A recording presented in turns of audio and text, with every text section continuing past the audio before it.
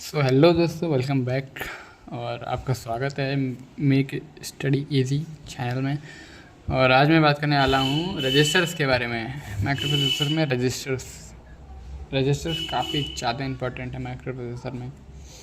सो register basically होते क्या हैं, ये क्या कहते हैं, group of D flip flop होते हैं। डी फ्लिप फ्लॉप जो होते हैं आप लोग ने पढ़े होंगे, जो फ्लिप फ्लॉप्स होते हैं उसमें जो एक डी फ्लिप फ्लॉप होता है, उनके ग्रुप्स को कंबाइन करके बनाया जाता है रजिस्टर्स। रजिस्टर्स का काम क्या होता है, ये वैल्यू को स्टोर करते हैं।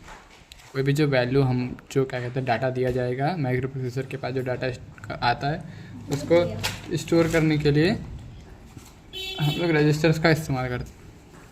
सो ये दो टाइप के होते हैं, एक होता है जनरल पर्पस रजिस्टर और एक होते हैं special register. General purpose register में होते हैं हमारे ये BCDEHL और WJ।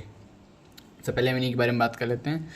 देखिए, पहली बात तो ये एक रजिस्टर में हम लोग 8 बिट का डाटा स्टोर कर सकते हैं। और अगर हमारे पास 16 बिट का कोई डाटा आ रहा है जिसको हमको स्टोर करना है तो हम इनको ग्रुप में यूज़ कर सकते हैं। बट हम B और C का ही ग्रुप कर सकते हैं, D और E का ही कर सकते हैं, HL का ही कर सकते हैं। ऐसा नहीं कि हम B और D का ग्रुप बना सकते हैं, ठीक है। तो हम इन्हीं का ग्रुप बना सकते हैं। और इनका जनरल पर्पस, जैसे कि हमको कुछ चीज़ें सम करनी है, दो इंटीजर्स हैं या फिर दो कैरेक्टर्स हैं, उनका सम करना है, तो उसके लिए हम इसका यूज़ कर सकते हैं। मतलब इन रजिस्टर्स का यूज़ करते हैं, जनरल पर्पस से होते हैं, ठीक है।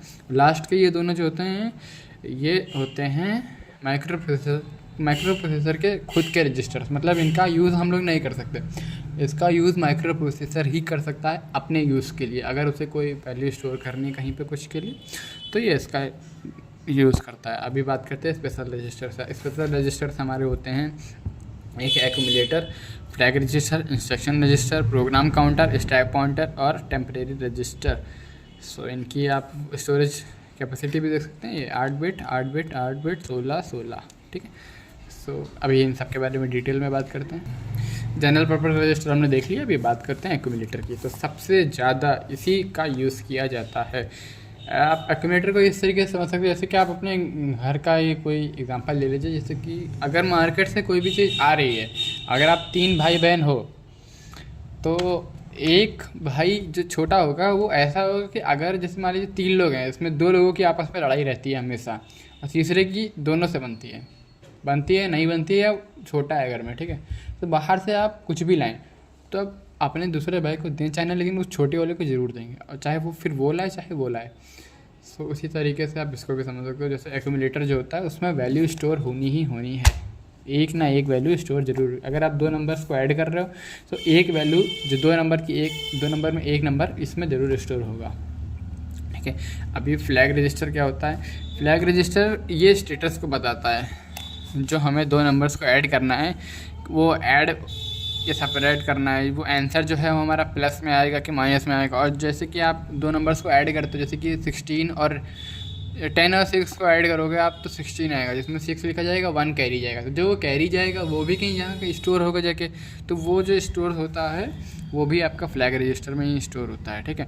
अभी बात करते हैं इंस्ट्रक्शन रजिस्टर में। अगर आपको चीज़ें समझ में नहीं आ रही तो आप थोड़े दिन रुकिए, अगर ये अभी माइक्रो प्रोसेसर की वर्किंग पे पूरा वीडियो में लेके आऊँगा तो उसमें चीज़ें और क्लियर होंगी आपकी। बाकी जितना समझ में आए आप इस वीडियो से समझने की ट्राई करिएगा।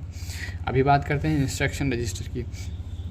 तो जब भी कोई प्रोग्राम हम लिखते हैं, ठीक है, तो वो सेट ऑफ इंस्ट्रक्शंस की होती है, ठीक है।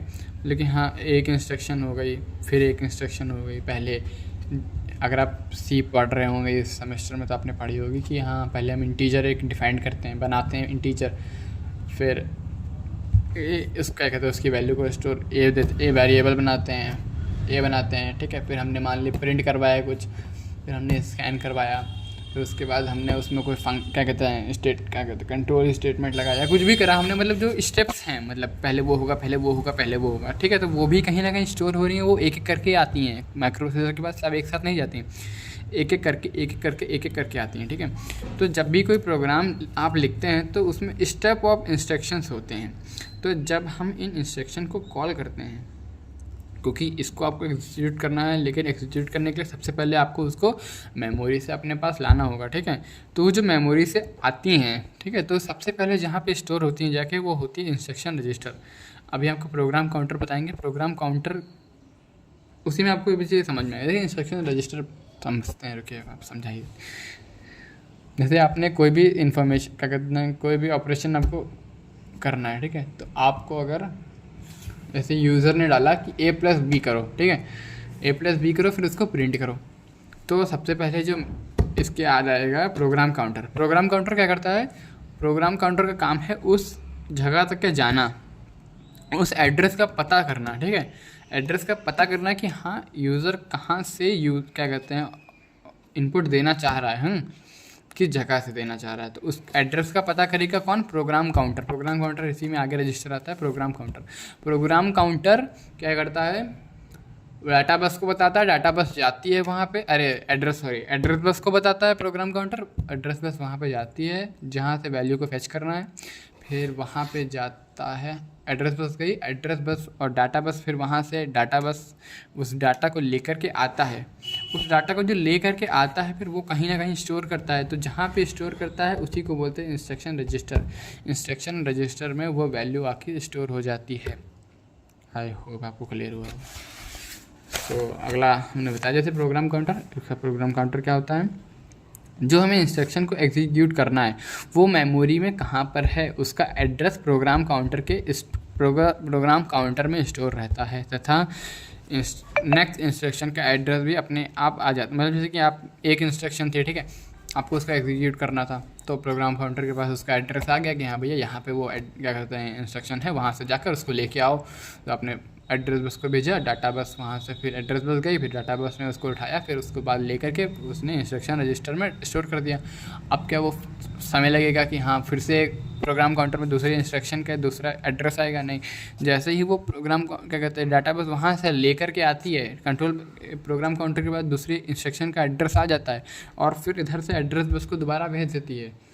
तो ये प्रोसेस वो उधर से बराबर करती रहती है, इधर से एक जाता है फिर आता है, ऐसे ही चलता रहता है। तो टेम्परेरी रजिस्टर की बात करें तो टेम्परेरी, अगर जैसे कि कोई चीज़ हमको टेम्परेरी स्टोर करना, मतलब परमानेंट इसको अपनी मेमोरी में स्टोर नहीं करता, तो वहाँ पे हम टेम्परेरी रजिस्टर्स का यूज़ करते हैं। सो आज के लिए बस इतना ही, और आगे आने वाली वीडियो में हम आर्किटेक्चर क्या कहते हैं इसकी वर्किंग पे 8085 की वर्किंग की कैसे वर्क करता है, कैसे एड्रेस का कहते हैं इन्फॉर्मेशन को फैच करता है, कैसे एग्जीक्यूट होती है, सब कुछ चीज़ें अगली वीडियो में हम लोग देखेंगे। और वीडियो देखने अगली वीडियो भी देखिएगा। और इस वीडियो के लिए बस इतना ही, और चैनल को सब्सक्राइब करिएगा।